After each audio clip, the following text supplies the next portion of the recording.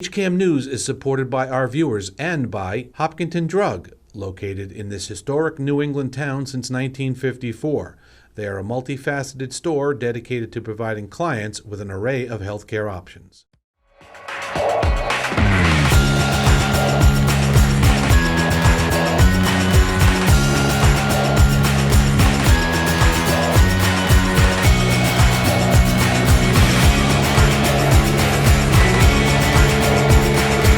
Hello, everyone, and welcome to this special edition of HCAM News. Tom Nappy here to fill you in with what's happening in Hopkinton. On today's Best Of edition of HCAM News, we look back at some great memories from the first 6 months of the 2023 year. So sit back, relax, and enjoy. The Hopkinton Public Library Foundation hosted the annual Touch a Truck event. A huge turnout was on hand to check out the trucks, enjoy the food, and have some fun while supporting the Hopkinton Public Library. Hopkinton Touch a Truck today. We're selling lots of stuff from Bird's Nest Italian street food. We have a couple of sliders, meatball, chicken parm sliders, mozzarella sticks, spinach artichoke bites, fried raviolis, and mac and cheese bites. Am I forgetting anything? No, you got it. No, so that's what we're serving up here today, hot and fresh. Come touch a truck and grab some of our food. Italian street food, Bird's Nest.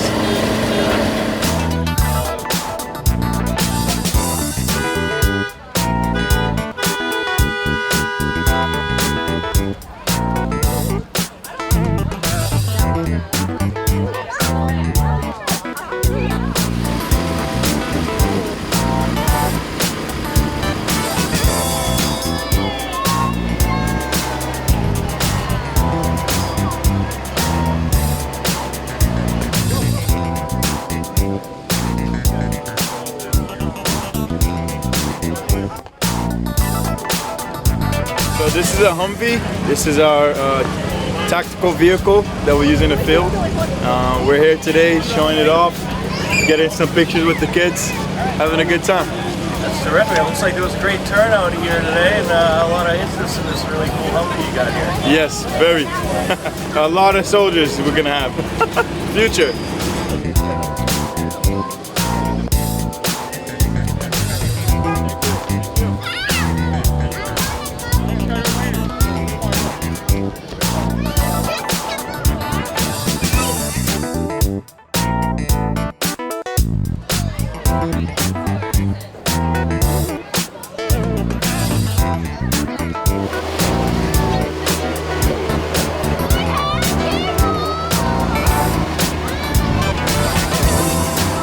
Seems like it went really well. A ton of trucks and lots of crowds, and the rain held off mostly, and we're very happy.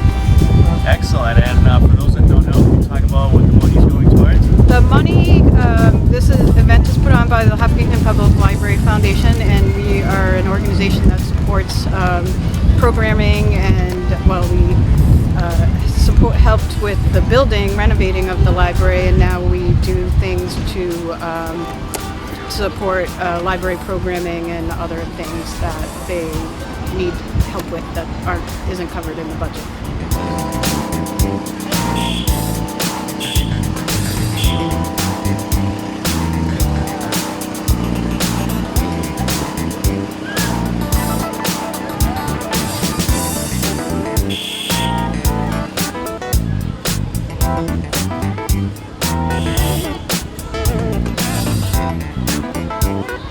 We got ladder one over here. One of our primary pieces goes through majority of our calls. It's got a 100-foot ladder on top.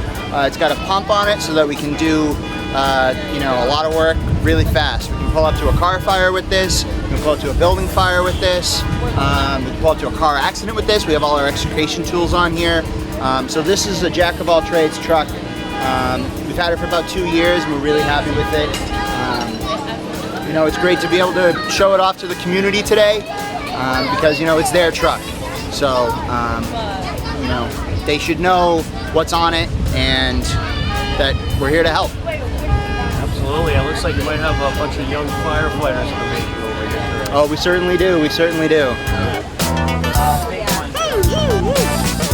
having a good time? Yeah. What's your favorite truck yet? The bus. Bus. What, school bus? Very nice. What do you think of this fire truck? Pretty cool, huh?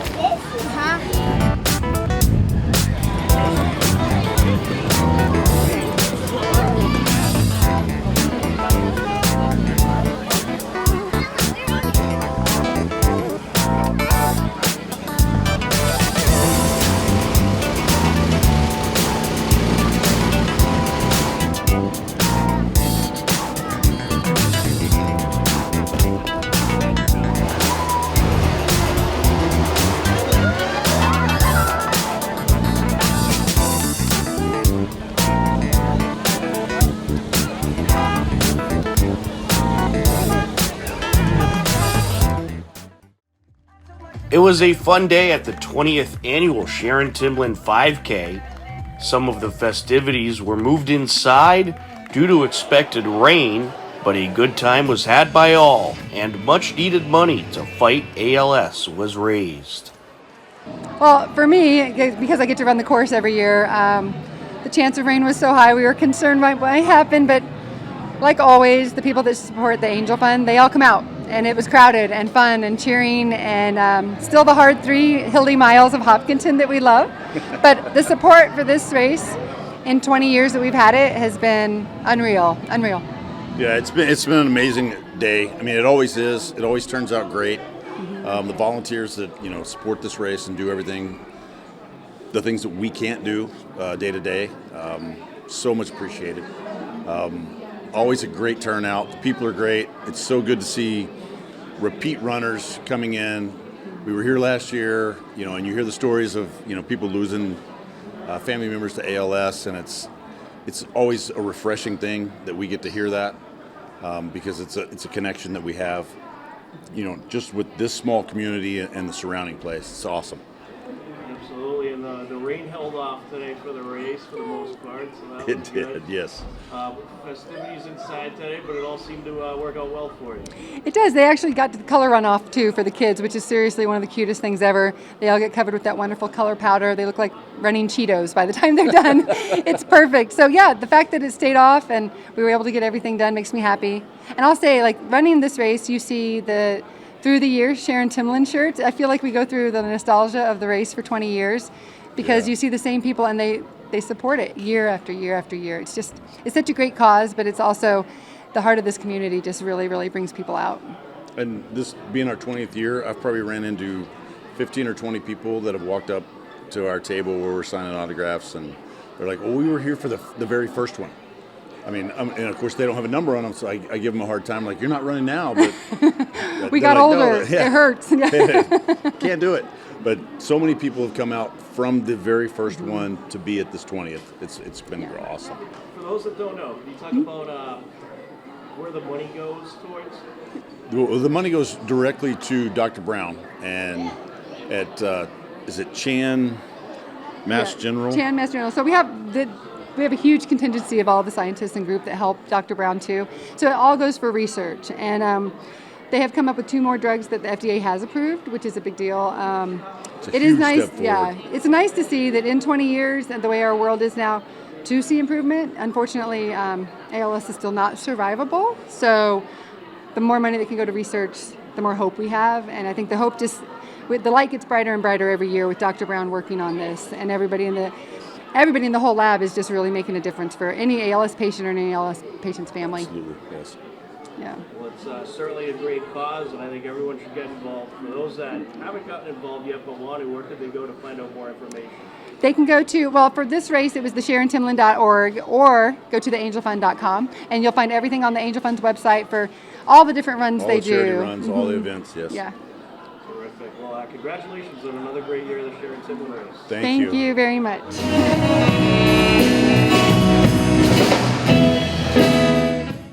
We are going to take a quick time out. A whole lot more HCAM news ahead. Don't go anywhere. HCAM programming is supported by our viewers, thank you, and by Phipps Insurance Agency, representing companies such as MapFree Insurance. Their family-owned independent agency is deeply rooted in the communities they serve and offer time-tested insurance products to fit individual needs. Since 1950, Phipps Insurance specializes in home, auto, business, condo, and renters insurance.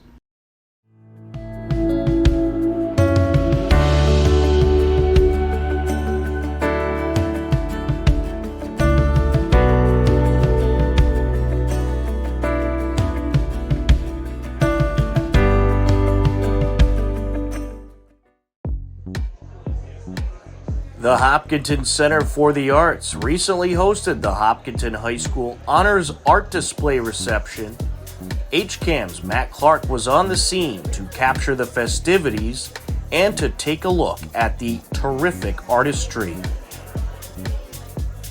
So the art that I've been making, my theme is mostly isolation, both within like bad moments of the isolation and good moments. So in this piece, it's called Carry On. I have the concept, these two are connected, and my concept is that all these things are like connected, and he's trying to find comfort in a place where he does not belong, through death and through animals, and I connected that with the red in the eyes and the flowers, which are poppies that represent death, and this one is Madhyarat, and it's like a study of a place in Nepal. And my concept for that one was like finding comfort in like the silent moments of life with isolation.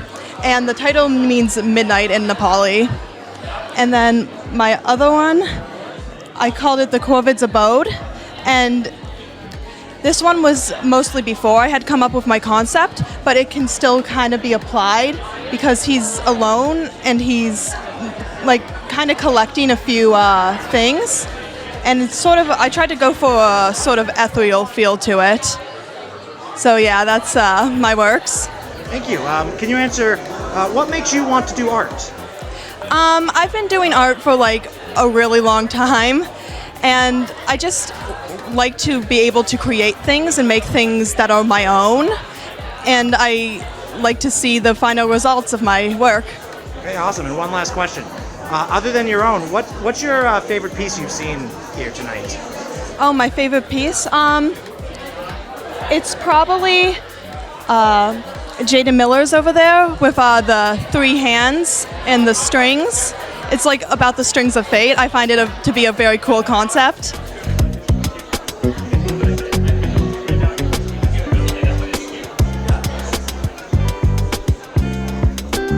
So a lot of my artwork is inspired by mental health and like the recovery process, and a lot of it is kind of based off of me and just like womanhood. Art has really been like a good kind of coping strategy. It's been a way to like express myself. I've always done art ever since I was a kid. I've always been a drawer. Yeah.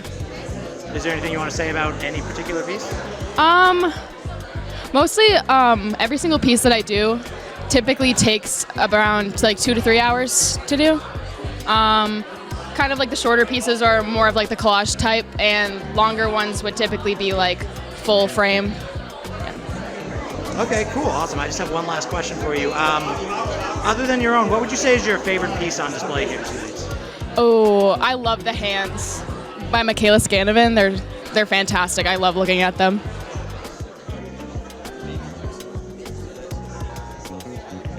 Well, it's all digital photography.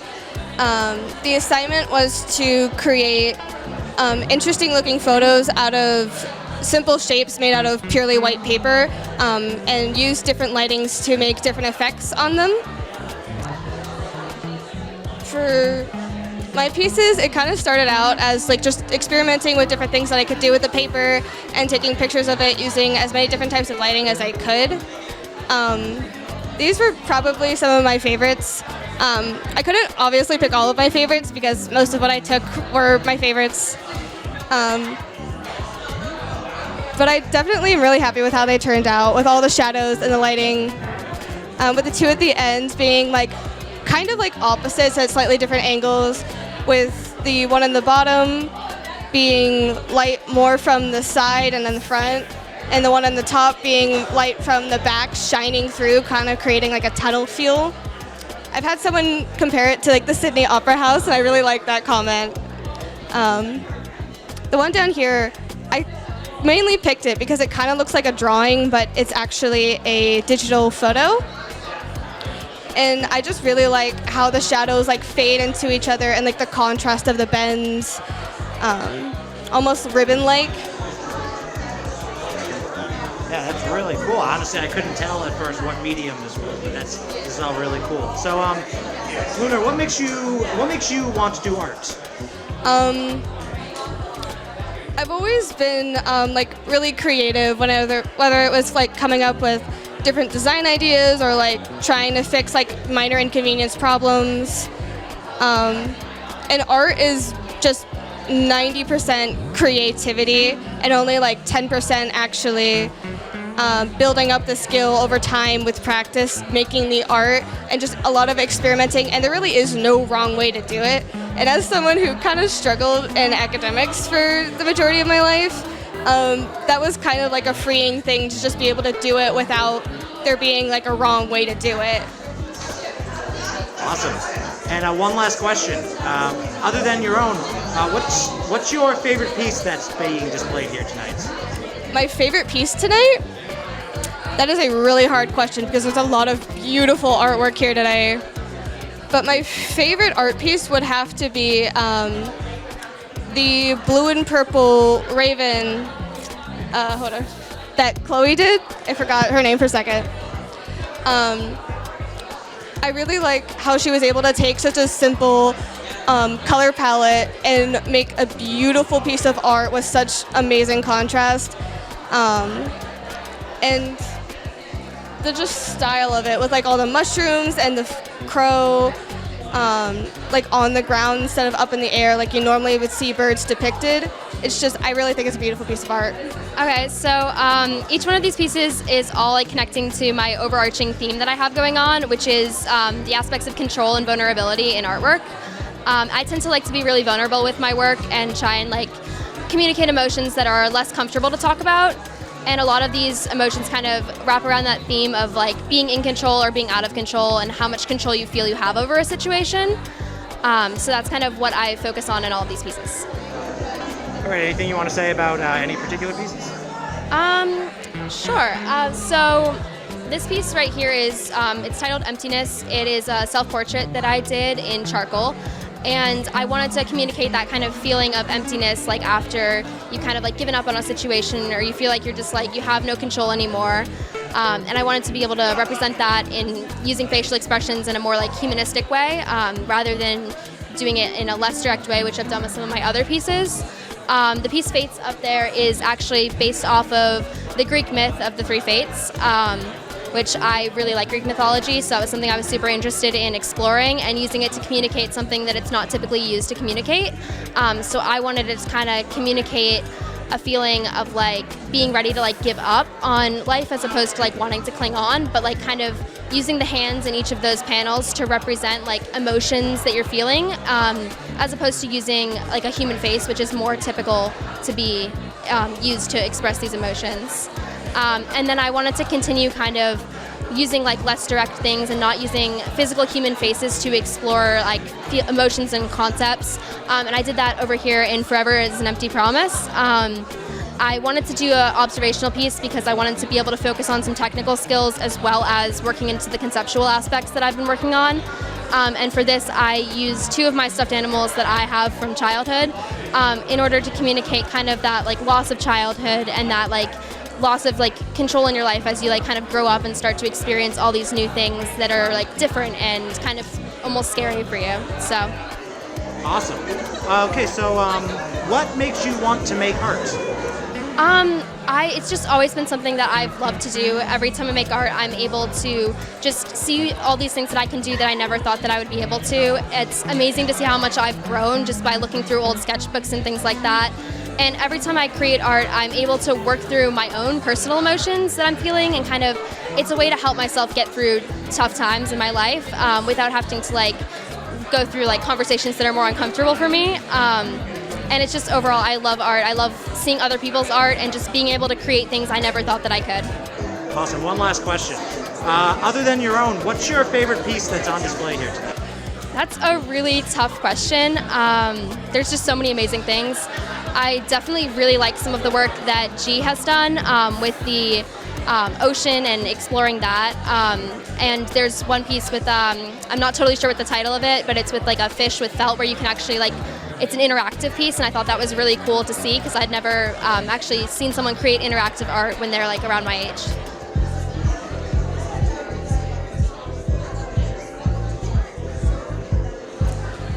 So I have 3 paintings on display. They're all oil paintings, expressing different emotions through the use of hands.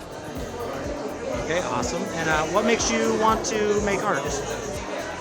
I think I want to make art because I just find it very therapeutic for me, and it's just a way of expressing like thoughts and emotions, and it's just very relaxing and therapeutic to paint for me. Other than your own, what's your favorite piece that's on display here tonight? Oh, that's a good question. So many wonderful artists here. I love Alexa's piece, the Medusa looking in the reflection. I think that's great. Yeah, so most of the art that I do is culminating with the fact that it all displays an emotion that you can't really describe with one word. So there are things that are like playful and fun, or like this one has just this giant shark, but it's also super fun. Or this one is scary, but also you can accept the fact that it's there. And then this one's just straight up playful. It should be an installation, but I just have it here for now. You can actually touch it. It's a tactile piece. And then this one's supposed to be disturbing, but also make you contemplate your own actions with overfishing and eating seafood. And then this one's just kind of supposed to make you confused. So there's regular forest animals in a kelp forest, and they're just staring at you like, what are you doing here? That's the title of the piece too. So what makes you want to make art? I mainly make the art for fun, just because it's something that I can deal with my emotions through and channel my emotions through. But mostly in the future, I'd want to do art for conservation efforts. Cool.